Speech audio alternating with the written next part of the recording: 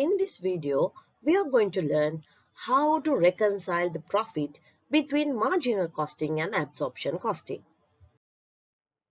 Different profits are reported by marginal costing and absorption costing is mainly due to the absorption of overhead at different stages in the valuation of production and inventories.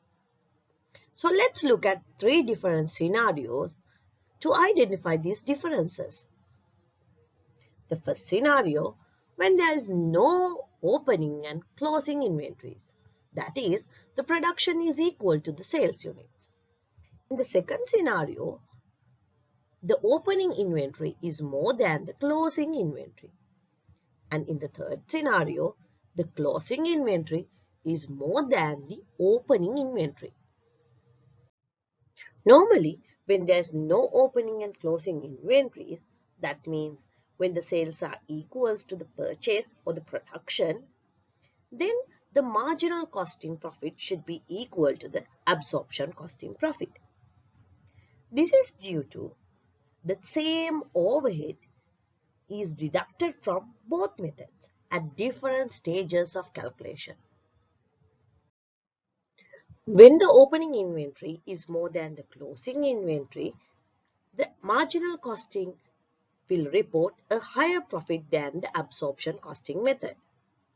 This is because more overhead cost would be deducted from the reported profit under the absorption costing method. When the closing inventory is more than the opening inventory, the absorption costing profit will report a higher profit than the marginal costing method.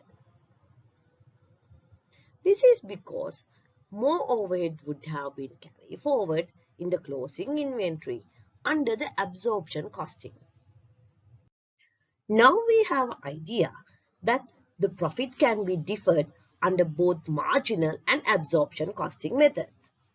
So it is the common practice to reconcile the reported profit or loss between the figures under both marginal and absorption costing methods. This can be carried out in two ways.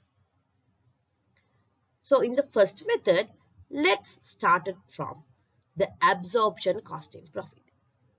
For the absorption costing profit, we have to add the opening stock at absorption rate, and then we have to deduct the closing stock at absorption rate. Then we can arrive the answer of profit as per marginal costing. We have to follow the other way around if we started the profit as per the marginal costing. So here, first we have to add the closing stock at the absorption rate, and then we have to deduct the opening stock at absorption rate. Then we can arrive the profit as per absorption costing. ABC Company Limited has the following cost for its product Diva based on planned production of 46,000 units and sale of 45,600 units in a period. So we have given the cost and revenue per unit. Selling price is 12 rupees and prime cost is 5 rupees and 20 cents. We know that prime cost is consist of all the direct materials, direct labor and direct expenses. Then we have the production overhead, that is fixed, 2 rupees and 80 cents. Then they have given the non-production overheads. So they have given the variable distribution cost of 65 cents and fixed administration cost of 1 rupee and 70 cents. There was no fixed stock at the beginning of the period, and variable cost per unit and total fixed cost in the period were as planned, which means the budgeted cost is equal to the actual cost. and variable non-production overhead vary in total with the number of units sold in the variable distribution cost. Now, based on the data, you are required to prepare the profit statement for the period using absorption costing, and you have to prepare the profit statement for the period using marginal costing. Finally, you have to prepare the reconciliation statement of profits under both absorption costing and marginal costing. Before prepare the cost, we have to calculate the absorption unit cost of production. We know that absorption costing unit cost is consist of both prime cost as well as fixed overhead cost. So here the prime cost is 5 rupees and 20 cents, and we have to add the fixed production overhead cost, which is 2 rupees and 80 cents. So altogether the absorption unit cost of production is 8 rupees. Let's prepare the absorption costing income statement. First, we have to take sales. The sales quantity is 45,600 and we have to multiply it by the selling price of 12 rupees. Then we are getting 547,200. Then we have to deduct the cost of production. First, we have to take the opening stock. In this one, we don't have opening inventory. Therefore, the value is 0. Then we have to take the production cost. That is 46,000 into the full cost of 8 rupees. The total value is 368,000.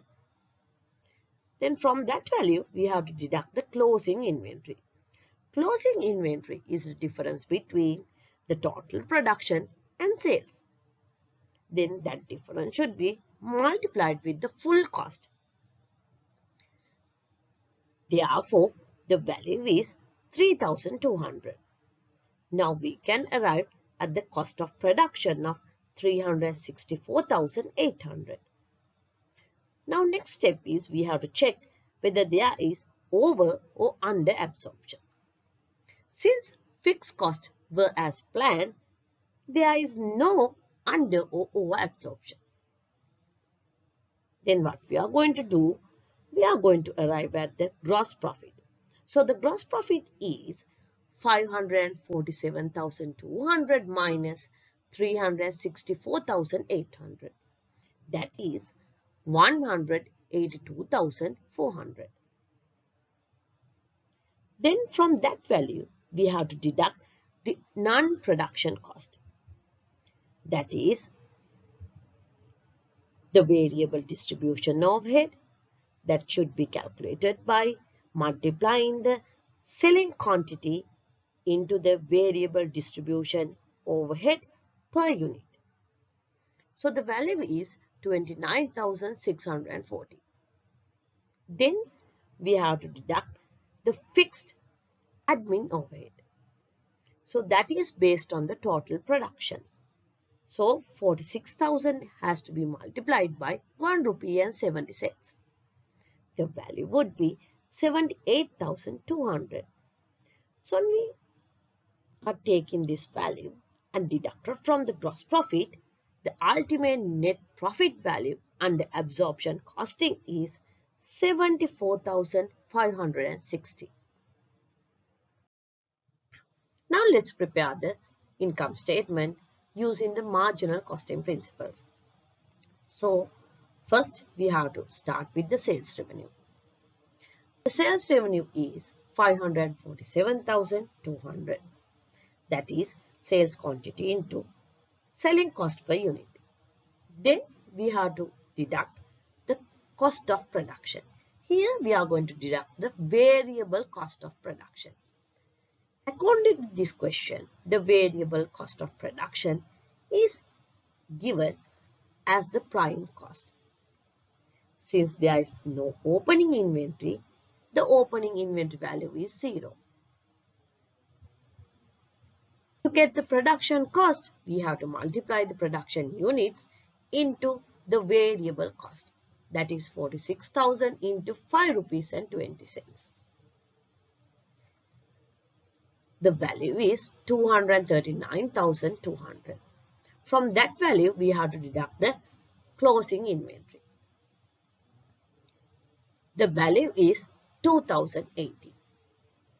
So when we deduct the variable cost of production from the sales revenue, we are getting the gross profit of 310,080. From this gross profit, we have to deduct all the variable cost to arrive at the contribution. According to this question, there is a variable distribution overhead. That is sales quantity into variable distribution per unit. That is 65 cents. So the value is 29,640.